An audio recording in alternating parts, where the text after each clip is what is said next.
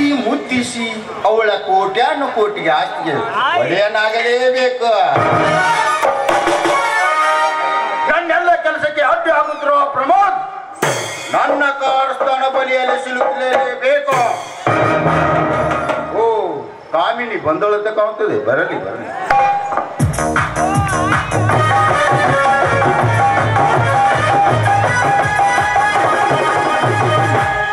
Welcome ಕಾಮಿನಿ, welcome. ಏನು ಕಾಮಿನಿ, ಇಷ್ಟು ಬೇಗ ಬಂದುಬಿಟ್ಟಿಲ್ಲ? ಹೌದು ಡಾರ್ಲಿಂಗ್, ನಿಮ್ಮ ಹತ್ರ ಒಂದು ಮುಖ್ಯವಾದ ವಿಷಯ ಮಾತಾಡ್ಬೇಕಾಗಿತ್ತು, ಅದಕ್ಕಾಗಿ ಬಂದೆ. ಅದೇನು ಕಾಮಿನಿ, ಅಂತ ಮುಖ್ಯವಾದ ವಿಷಯ ಹೇಳುವ? ಅದೇನು ಅಂದ್ರೆ, ಮನೆಯಲ್ಲಿದ್ದ ಬಣ್ಣ ನನ್ನ ಮದುವೆ ಮಾಡುವುದಕ್ಕಾಗಿ ಅಮೆರಿಕದಲ್ಲಿರುವ ತನ್ನ ಸ್ನೇಹಿತನ ಜೊತೆಗೆ ಫೋನ್ನಲ್ಲಿ ಮಾತನಾಡ್ತಾ ಇದ್ದ. ಅಷ್ಟೇನಾ?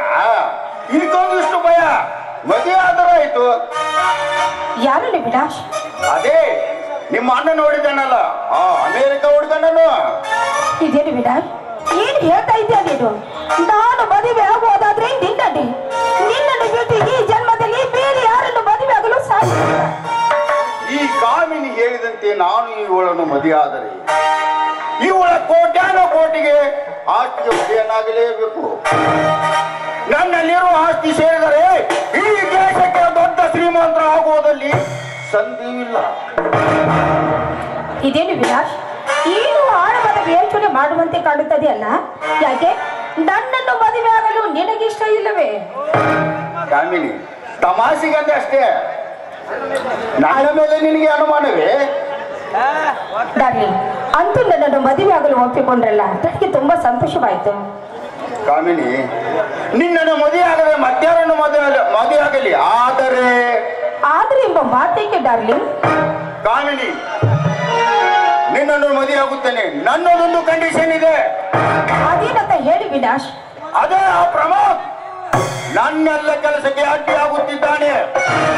ನಾನೇನೋ ಮಾಡಿದರು ಅದರ ಪೇಪರ್ದಲ್ಲಿ ಬರೆದು ನನ್ನ ಅವಮಾನ ಮಾಡುತ್ತಿದ್ದಾನೆ. ಏನು ಪ್ರಮೋದ ಈ ರೀತಿ ಮುಂದುವರೆದಿದ್ದಾನೆ? ಹಾಗಾದ್ರೆ ಅವನನ್ನು ನಾನು ಸುಟ್ಟು ಹಾಕುತ್ತೇನೆ. ಅದಕ್ಕೆ ನಿಮ್ಮ ಒಪ್ಪಿಗೆ ಇದ್ದರೆ ಮಾತ್ರ. ಅದೇನು ಮಾಡ್ತೇನೆ ನನಗೆ ಗೊತ್ತಿಲ್ಲ. ಒಟ್ಟು ನನ್ನ ತಂಟಿಗೆ ಅವನು ಬರಬಾರದು. ಈ ಸಮಾಜದಲ್ಲಿ ನನ್ನ ಹೆಸರು ಖರಾಬಾಗಬಾರದು. ನೋಡಿ, ನೀವು ಅದರ ಬಗ್ಗೆ ಏನು ಯೋಚನೆ ಮಾಡಬೇಡಿ. ಮುಂದಿನ ಕಾರ್ಯ ನನಗೆ ಬಿಟ್ಟದ್ದು. ಆ ಮುಳ್ಳನ್ನು ಹೇಗೆ ಪಕ್ಕಕ್ಕೆ ಸರಿಸಬೇಕು ಅಂತ ನನಗೆ ಚೆನ್ನಾಗಿ ಗೊತ್ತು ಡಾರ್ಲಿಂಗ್. ಎಷ್ಟಾದ್ರೂ ನೀನು ನನ್ನ ಡಾರ್ಲಿಂಗ್ ಅಲ್ಲವೇ ನೀನು?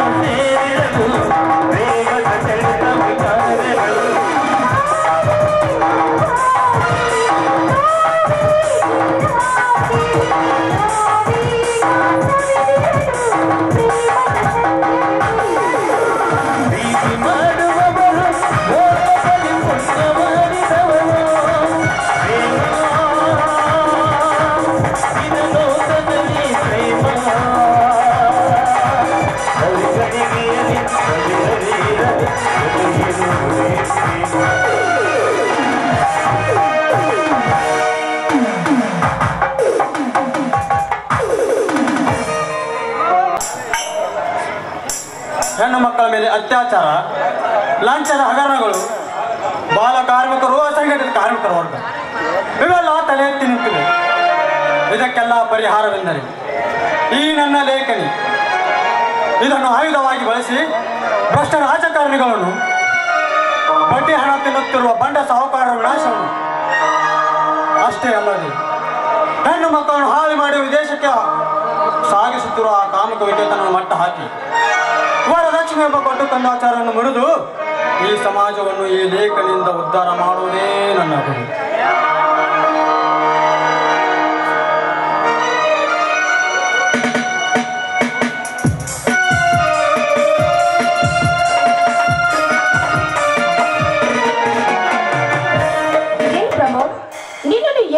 ಹುಡುಕುವುದು ಸದ್ಯ ಸಿಕ್ಕಿಲ್ಲ, ಅಷ್ಟು ಸಾಕು ನನಗೆ. ಸದ್ಯ ನನಗೆ ಬಿಡುವಿಲ್ಲದ ಕೆಲಸ. ನಿಮಗೂ ಗೊತ್ತಿಲ್ಲ, ಪ್ರೆಸ್ ರಿಪೋರ್ಟ್ ಅಂದ್ರೆ ಅಲ್ಲಿ ನೀವು ಸುಡ್ಕೋದು, ಇಲ್ಲಿ ನೀವು ಸುಡ್ಕೋದು, ಇದೇ ನನ್ನ ಕೆಲಸ. ನನಗೆ ಗೊತ್ತು ಪ್ರಭು, ಈ ಊರಿನಲ್ಲಿ ಅಂತ ಕ್ರಿಮಿನಲ್ ಕೆಲಸ ಮಾಡುವವರಂದ್ರೆ ಆ ವಿನಾಶ ಮತ್ತು ಆ ವಿಕೇತ ಅಲ್ವೇ? ಕರೆಕ್ಟ್ ಕಾಮಿನಿ. ಅವರನ್ನು ರೇಟ್ ಹ್ಯಾಂಡಾಗಿ ಹಿಡಿದು ಅವರಿಗೆ ಕೃತ್ಯ ಪ್ರಾಣಗಳನ್ನು ವರದಿ ಮಾಡಿ ಅವರನ್ನು ಜೈಲಿಗೆ ಹಾಕಬೇಕು. ನೋಡಿ ಪ್ರಭು, ನಿಮಗೆ ನಾನು ಈ ವಿಷಯದಲ್ಲಿ ನಾನು ಕೂಡ ಸಹಾಯ ಮಾಡುತ್ತೇನೆ. ಏನು, ನೀನು ನನಗೆ ಸಹಾಯ ಮಾಡ್ತೀಯ? ಅದು ಹೇಗೆ ಸಾಧ್ಯ?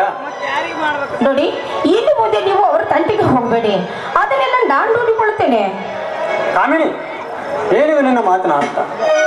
ಅವರ ತಂಟೆಗೆ ಹೋಗದಿದ್ದರೆ ಅವರ ಬಣ್ಣ ಬದಲಾಗುವುದಾದ್ರೂ ಹೇಗೆ ಸಾಧ್ಯ?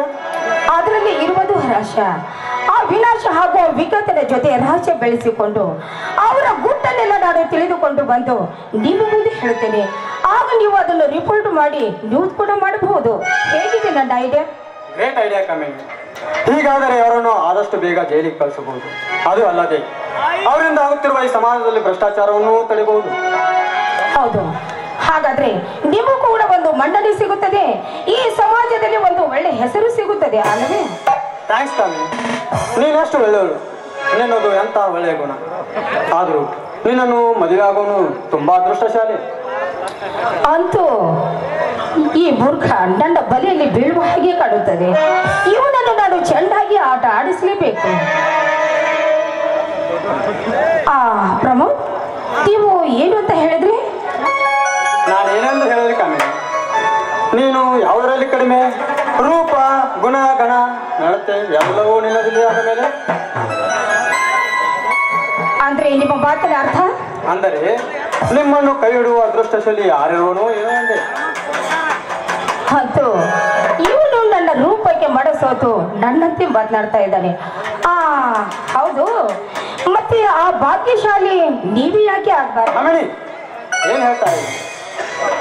ನೀನು ನನ್ನನ್ನು ಮದುವೆ ನಾನೆಷ್ಟು ಅದೃಷ್ಟಶಾಲಿ. ಆದರೆ ನೋಡಿ, ಆದ್ರೆ ಎಂಬ ಮಾತನ್ನು ನೀವೇಕೆ ಆಡ್ತಾ ಇದ್ದೀರಾ? ಏಕೆ ನನ್ನನ್ನು ಮದುವೆ ಆಗಲು ನಿಮಗೆ ಇಷ್ಟ ಇಲ್ಲವೇ? ಹೋಗ್ಲಿ ಬಿಡಿ. ಕಾಮಿನಿ, ತಪ್ಪು ತಿಳಿಯಬೇಡ. ನಿನ್ನನ್ನು ನಾನು ಮನಸಾರೆ ಒಪ್ಪಿದ್ದೇನೆ. ಆದರೆ ನಾನು ಹೇಳೋ ವಿಷಯವೇ ಬೇರೆ. ನೋಡಿ, ಅದೇನಂತ ಬೇಗ ಹೇಳಿ, ಅದನ್ನು ಕೇಳಬೇಕೆಂಬ ಕುತೂಹಲ ನನಗೆ ತುಂಬಾ ಇದೆ. ಕಾಮಿನಿ, ನಾವು ಮದುವೆ ಆಗಬೇಕೆಂದರೆ ಮೊದಲು ನನ್ನ ತಂಗಿಯ ಮದುವೆ ಆಗಬೇಕು, ನಂತರ ನಮ್ಮ ಮದುವೆ ಆಗಬಹುದು. ಏನು, ನಿಮ್ಮ ತಂಗಿ? ಅಂದ್ರೆ ಅಂದ ಹಾಗೆ ನೀವು ಒಬ್ಬರೇ ಅಂತ ನಾನು ತಿಳಿದುಕೊಂಡಿದ್ದೆ. ಈಗ ತಂಗಿ ಇದ್ದಾಳೆ ಅಂತ ಹೇಳ್ತಾ ಇದ್ರಲ್ಲ, ಆ ನಿಮ್ಮ ತಂಗಿ ಯಾರು? ಕಾಮಿನಿ, ನನ್ನ ತಂಗಿ ಅಂದರೆ ಆ ಪ್ರಾರ್ಥನಾ. ಏನು, ಆ ಬಡ ಹುಡುಗಿ ಪ್ರಾರ್ಥನಾ ತಾನೇ? ಹೌದು, ಆಕೆ ನಾನು ಒಡಹುಟ್ಟಿದ ತಂಗಿ ಅಲ್ಲದಿದ್ದು ಅದಕ್ಕಿಂತ ಹೆಚ್ಚಿನ ಬಾಂಧವ್ಯ ನನ್ನದು. ಆಕೆಗೆ ನನ್ನನ್ನು ಬಿಟ್ಟು ಬೇರೆ ಯಾರಲ್ಲ. ಹೀಗಾಗಿ ಅವಳ ತಂದೆಯ ಸ್ಥಾನದಲ್ಲಿ ನಿಂತು ಅವಳ ಮದುವೆ ಜವಾಬ್ದಾರಿ ಮಾಡುವುದು ನನ್ನದೇ. ಕಾಮಿನಿ, ಅಲ್ಲಿವರೆಗೂ ನೀನು ಕಾಯ್ತಾ ಇರ್ತೀಯ ತಾನೇ? ಯಾಕೆ ನನ್ನ ಮೇಲೆ ನಿಮಗೆ ನಂಬಿಕೆ ಇಲ್ಲವೇ? ಪ್ರಾರ್ಥನಾಗಿ ಗುಮನ ಸಂಪನ್ನನಾದ ವರನನ್ನು ಹುಡುಕಬೇಕಾಗಿದೆ. ಅಂದಾಗಿ ನಿನಗೆ ತಿಳಿದ ಮಟ್ಟಿಗೆ ಯಾರಾದರೂ ಒಳ್ಳೆ ಮನೆತನದ ಗಂಡು ಇರುವನೇ? ನೋಡಿ, ನೀವು ಅದನ್ನೆಲ್ಲ ಯೋಚಿಸಬೇಡಿ. ಯಾಕೆಂದ್ರೆ ನನಗೊಬ್ಬ ಮದುವೆ ಆಗದ ಅಣ್ಣ ಮನೆಯಲ್ಲಿದ್ದಾನೆ. ನಾವು ಕೂಡ ಅವನಿಗೆ ಮದುವೆ ಮಾಡಬೇಕು ಅಂತ ಹೆಣ್ಣನ್ನು ಹುಡುಕ್ತಾ ಇದ್ದೇವೆ. ನೀವೇಕೆ ನಿಮ್ಮ ತಂಗಿಯನ್ನು ನಮ್ಮ ಅಣ್ಣನಿಗೆ ಕೊಟ್ಟು ಮದುವೆ ಮಾಡಬಾರ್ದು? ಅಲ್ಲ ಕಾಮಿನಿ, ನಿಮ್ಮಣ್ಣ ಪ್ರಾರ್ಥನಾ ಮದುವೆ ಆಗಲು ಒಪ್ಪುವನೆ? ನಮ್ಮ ಅಣ್ಣ ನಾನು ಹಾಕಿದ ಗೆರೆಯೇ ದಾಟಲ್ಲ. ಅಲ್ಲ. ಅಂತದ್ರಲ್ಲಿ ನಾನು ಹೇಳಿದ ಮಾತನ್ನು ಒಪ್ಪಿಕೊಳ್ಳದೆ ಇರಕ್ಕಾಗುತ್ತ? ಓ ಆಗಲಿ ಬೇಷ್, ಸಂತೋಷ. ಅಂದಾಗೆ ನಿಮ್ಮ ಅಣ್ಣನ ಹೆಸರು? ಪ್ರಜ್ವಲ್ ಅಂತ ನಂದನವನ ಫ್ಯಾಕ್ಟ್ರಿ ಮಾಲೀಕ ನಡ್ಡಾಂಡ. ಕಾಮಿ ಏನ್ ಹೇಳ್ತಾ ಇದೆ? ನನ್ನ ಬಾಲ್ಯದ ಸ್ನೇಹಿತ ಪ್ರಜ್ವಲ್ ನಿಮ್ಮ ಅಣ್ಣನೇ? ನನಗೆ ಎಷ್ಟು ಸಂತೋಷವಾಗುತ್ತಿದೆ ಗೊತ್ತಾ. ನೀನು ಅವನ ತಂಗಿ ಎಂಬುದು ನನಗೆ ಗೊತ್ತೇ ಇರಲಿಲ್ಲ, ಈಗ ತಾನೇ ಗೊತ್ತಾಗಿದ್ದು. ನೋಡಿ, ನನಗೂ ಕೂಡ ತುಂಬಾ ಸಂತೋಷವಾಗುತ್ತದೆ. ಯಾಕಂದ್ರೆ ನಾನು ಓದಲು ಅಂತ ಸಿಟಿಯಲ್ಲಿ ಇದ್ದದ್ದು. ಕಾಮಿನಿ, ನನಗೆ ಇನ್ನೇನು ಚಿಂತೆ ಇಲ್ಲ. ಆ ದೇವರ ದಯೆಯಿಂದ ಎಲ್ಲವೂ ಒಳ್ಳೆಯದೇ ಆಗುತ್ತಾ ಇದೆ. ನೋಡಿ, ನಿಮಗೂ ಕೂಡ ನನಗೆ ಸಂತೋಷ ಆಗ್ತಾ ಇದೆ ಅಂದ್ರೆ ನನಗೂ ತುಂಬಾ ಸಂತೋಷ ಆಗ್ತಾ ಇದೆ. ಏಕೆ ಕಾಮಿನಿ, ನಾಚಿಕೆ ಶುರುವಾಯಿತೆ? ಏಕೆ? ಇರಲಿ, ಅಂದಾಗೆ ಆಗಲಿ.